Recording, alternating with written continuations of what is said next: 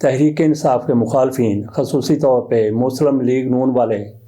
Bushra be be کے اس بیان پر جو انہوں نے سعودی عرب کے حوالے سے دیا خوشی سے لوٹ پوٹ ہو رہے ہیں کہ اب عمران خان سعودی عرب کی نظروں سے گر گیا ہے۔ عمران خان کو سعودی عرب کی طرف سے کوئی سپورٹ نہیں ملے گی۔ عمران خان کو سعودی عرب والے اپنے ہاں لے جانا چاہتے تھے، اب عمران خان کو وہاں بھی پناہ نہیں ملے گی۔ ایسی باتیں کر کے یہ لوگ خوش ہو رہے ہیں کہ بشرا بی بی کی طرف سے یہ کہا۔ بشرا بیگم نے اپنے ایک ویڈیو پیغام میں یہ کہا تھا کہ سعودی عرب میں عمران خان ننگے پاؤں وہاں مدینہ میں پھر رہے تھے، وہاں گئے، وہاں سے واپس آئے تو جنرل باجوہ کی فیملی کی طرف سے کہا گیا کہ ہمیں سعودی عرب سے کسی نے فون کیا ہے کہ آپ کس کو اٹھا کے لے آئے، ہم تو شریعت کا یہاں پہ خاتمہ کر رہے ہیں اور عمران خان ریاست مدینہ کی بات کر رہے ہیں۔ اس پر مسلم لیگ نون کی طرف سے جو واویلا کیا گیا، جو شور مچایا گیا، اور ان کے جو جے بی کے صحافی ہیں، ان کے جو تجزیہ نگار ہیں، وہ بھی اچھل کود کرتے ہوئے نظر آئے، بگلے بجاتے ہوئے اور خوشی کا اظہار کرتے ہوئے کہ اب عمران خان کی خیر نہیں ہے۔ ہم نے اپنے پچھلے ویلاگ میں بھی کہا تھا کہ زندگی اور موت کے فیصلے، اسی طرح سے اقتدار کے آنے اور جانے کے فیصلے آج بھی نہ تو امریکہ کرتا ہے اور نہ ہی سعودی عرب کرتا ہے، بلکہ یہ فیصلے آج بھی اوپر ہی ہوتے ہیں۔ باقی پاکستان میں 3 روز کے اندر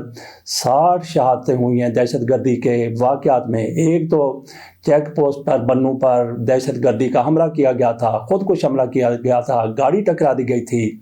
وہاں پہ 15 پاکستان کے سپوت شہید ہوئے۔ اس کے ساتھ ساتھ ایک اور واقعہ کل ہی کرم میں پیش آیا، وہاں پہ 42 افراد کو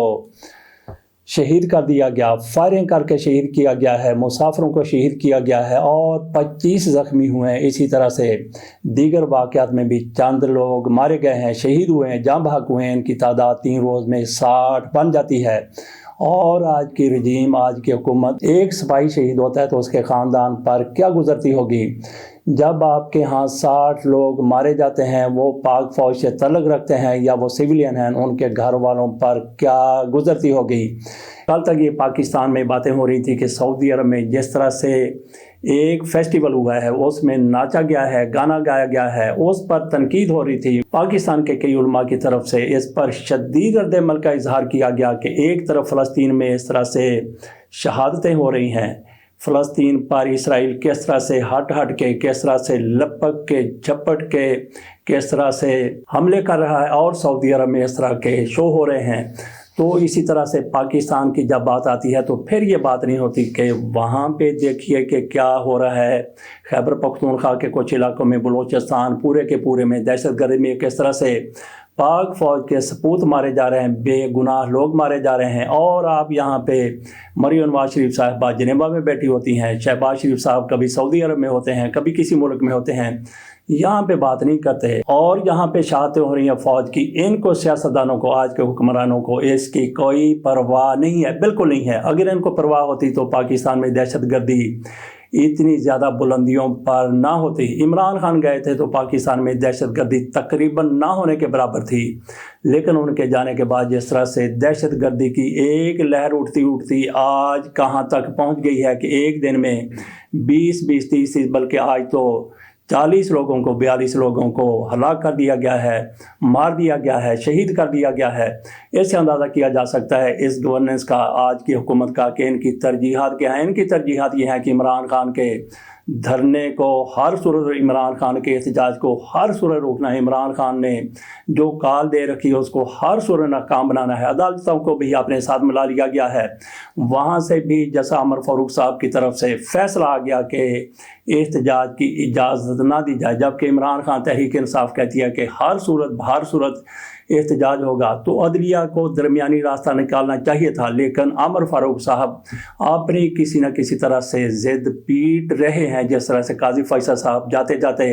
عمران خان کے حوالے سے، عمران خان کی پارٹی کے حوالے سے کیا کچھ نہیں کر گئے تھے۔ چلتے چلتے یہ بات بھی کر لیتے ہیں کہ آج پھر تحریک انصاف کی طرف سے اور دیگر بھی کچھ حلقوں کی طرف سے یہ تنقید ہو رہی ہے، بلکہ تحریک انصاف کے حامی کہہ رہے ہیں کہ یا افریدی دیکھیں کہ کیا کر رہے ہیں، ان کی طرف سے یہ نوٹس نہیں لیا گیا، اور امین الدین صاحب انہوں نے کیا تماشا لگا رکھا ہے، ان پر شدید تنقید کی جا رہی ہے۔ لیکن ذرا تھوڑی دیر کے لیے سوچئے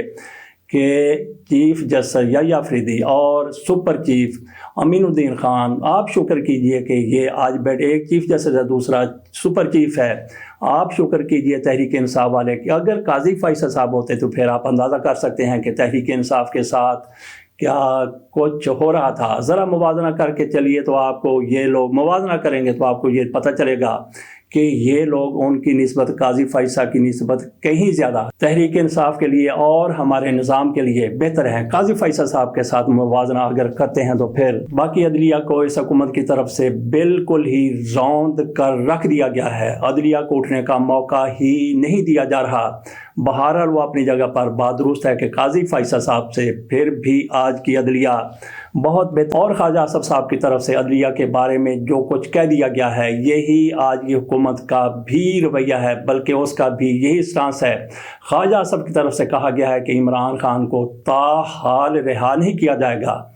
گویا وہ کہہ رہے ہیں کہ جو بھی فیصلہ آ جائے عمران خان قید رہیں گے، جیل میں رہیں گے۔ ان کی طرف سے دوسری بات یہ کی گئی ہے کہ تحریک انصاف سر توڑ کوشش کر رہی ہے کہ 24 نومبر کا دھرنا یا احتجاج نہ کرنا پڑے۔ اسی طرح کے خواجہ اصف صاحب بے سروپا دعوے اور باتیں پہلے بھی کرتے رہے ہیں۔ تحریک انصاف اب تک تو ڈٹی ہوئی نظر آتی ہے، تو باقی تحریک انصاف کی ہر جگہ پہ فول پروف بھرپور تیاریاں ہیں۔ یہ گرفتاریاں دینے کے لیے بھی ان کی لیڈرشپ اور ان کے کارکن نظر آ رہے ہیں۔ بہت سے شہروں سے یہ اطلاعات آ رہی ہیں کہ وہاں سے لوگ اسلام آباد پہنچ چکے ہیں، اور اچانک سے اس کے باوجود کہ وہاں پہ کنٹینروں کا بھی ایک تمار ہے، ایک بھرمار ہے، جگہ جگہ پہ کنٹینر لگا دیے گئے ہیں، اور ویلڈنگ والے لوگ بھی وہاں پہ پہنچ چکے ہوں گے جنہوں نے راستے بالکل مسدود کر دینے ہیں۔ ادھر علی امین گنڈا پور وہ بھی اسلام آباد آنے کی تیاریاں کرتے ہوئے نظر آ رہے ہیں۔ ایک خبر یہ چلائی گئی ہے کہ تحریک انصاف کی طرف سے ایک جہادی اسکواڈ بھی تیار کر دیا گیا۔ جہادی اسکواڈ کا یہ مطلب لیا جا رہا ہے کہ یہ کوئی فدائی ہوں گے، جانثار ہوں گے، خود کچھ قسم کے یہ حملہ آور ہوں گے جو اسلام آباد میں تباہی مچا کر رکھ دیں گے۔ ایسا اور جھوٹو جھوٹ چوالی، جس کو جھوٹو جھوٹ چوتالی کہتے ہیں، اس طرح کی یہ خبر ہے۔ ایسا تحریک انصاف کی طرف سے، بلکہ پاکستان میں جتنی بھی سیاسی پارٹیاں، مسلم لیگ نون ہے، پیپلز پارٹی ہے، یا کوئی دوسری پارٹیاں ہیں، ان کے کسی بھی طرح ایسے اسکواڈ تیار ہو ہی نہیں سکتے۔ ایسے اسکواڈ اگر تیار ہوتے ہیں تو وہ مذہبی قسم کی سیاسی جماعتوں میں تو ہو سکتے ہیں، لیکن پیور سیاسی پارٹیوں میں ایسے اسکواڈ بالکل بھی نہیں ہوتے۔ باقی جب احتجاج کی بات کی جاتی ہے، عمران خان کی طرف سے پوری دنیا میں اپنے لوگوں کو، بلکہ پاکستانیوں کو احتجاج کے لیے کہا گیا ہے۔ اسلام آباد کو مرکز بنایا گیا ہے، تو اسلام آباد میں تحریک انصاف چڑھائی کرنے جا رہی ہے تو وہاں شدید تصادم اور خون ریزی کا خدشہ ہے۔ تو یہ کس کو سوٹ کرتا ہے؟ یہ تحریک انصاف کو سوٹ کرتا ہے یا پھر حکومت کو سوٹ کرتا ہے؟ بالکل یہ حکومت کو سوٹ کرتا ہے کہ سارے اختیارات ان کے حوالے کر دیے جائیں۔ ان کے پاس ایک جواز ہو جائے گا کہ تحریک انصاف پر پابندی، اور ہم راجہ مہاراجہ ہوں گے۔ راجہ مہاراجہ سے مجھے یاد آ گیا کہ جس طرح سے ان کو تاج پہنایا گیا ہے، اسی طرح سے ایک ہندو مہاراجہ تھا ہندوستان میں، گزرے وقتوں کی بات ہے، پرتاپ گڑھ کے مہاراجہ ہوا کرتے تھے۔ انہوں نے گروارہ ریاست پر حملہ کر دیا۔ دونوں ہندو ریاستیں، پرتاپ گڑھ کے مہاراجہ وہ بھی ہندو تھے، اور انہوں نے گروارہ ریاست پر حملہ کر دیا اور راجہ کو مطیع کر لیا گیا۔ اس کے بعد کیا کیا گیا؟ انہوں نے گیدڑ کے سر پر تاج رکھا، اور 12 سال تک گیدڑ کو گروارہ کا مہاراجہ بنائے رکھا گیا، اور ہمارے حکمران بھی یوں ہی لگتا ہے کہ یہ گروارہ کے وہی راجہ ہیں جن کے سر پر 12 سال تک تاج رکھا گیا تھا۔ عادل بازئی کی بات کر لیتے ہیں۔ یہ ایک مرد مجاہد ثابت ہوا ہے۔ انہوں نے آزاد حیثیت سے الیکشن لڑا تھا بلوچستان سے، تو مسلم لیگ نون کی طرف سے فوری طور پر ایک جعلی قسم کا لیٹر جاری کیا گیا کہ میں مسلم لیگ نون میں شامل ہوتا ہوں۔ ان کی طرف سے تحریک انصاف میں شامل ہونے کا اعلان کیا گیا، لیکن یہ پاکستان ہے، یہاں پہ کچھ بھی ہو سکتا ہے۔ الیکشن کمیشن کی طرف سے ان کو مسلم لیگ نون کا میں نے ڈکلیئر کر دیا گیا، لیکن یہ کہتے رہے کہ میرا مسلم لیگ نون کے ساتھ کوئی تعلق نہیں ہے، میں تحریک انصاف میں شامل ہو چکا ہوں۔ لیکن پھر یہ ہوا کہ جب تک انہوں نے مسلم لیگ نون کی مخالفت نہیں کی تو مسلم لیگ نون والے خاموش رہے، لیکن جیسے ہی انہوں نے کہا کہ میں آپ کے ساتھ نہیں ہوں، میں آپ کو ووٹ نہیں دوں گا، تو ان کے خلاف پھر مسلم لیگ نون کی طرف سے ریفرنس بھیجا گیا، ان پر دباؤ ڈالا گیا، لالچ دیا گیا، لیکن انہوں نے کہا نہیں، میں تحریک انصاف کے ساتھ تھا، ہوں اور رہوں گا۔ تو ان کے خلاف، عادل بازئی کے خلاف الیکشن کمیشن میں ریفرنس چلا گیا تو اس نے 1 منٹ نہیں لگایا، ان کو نااہل قرار دے کے گھر بھیج دیا۔ وہاں پہ اب دوبارہ الیکشن ہوں گے، دوبارہ الیکشن ہوتے ہیں تو پھر تحریک انصاف کا یہ امیدوار جیتتا ہے یا پھر پیپلز پارٹی، مسلم لیگ یا کسی اور پارٹی کو آگے لایا جاتا ہے۔ اس کے ساتھ اجازت دیجیے اور اس خواہش کا اظہار کیجیے، بلکہ دعا کیجیے کہ اللہ تعالیٰ پرسوں 24 نومبر کو جس طرح سے تحریک انصاف کی طرف سے احتجاج ہو رہا ہے، اس میں اللہ کسی بڑے تصادم اور خونریزی سے پاکستان کو، ہماری مملکت کو بچائے۔ تو باقی آخر میں جاتے جاتے یہ بات بھی کہہ لیتے ہیں کہ ہمارے پاک فوج کے بچے شہید ہو رہے ہیں، لیکن اس حکومت کو اپنی حکومت کے ساتھ غرض ہے کہ یہ چلتی رہے، عمران خان کی پارٹی کا خاتمہ بالخیر کرتے رہیں۔ اجازت دیجیے، اللہ حافظ۔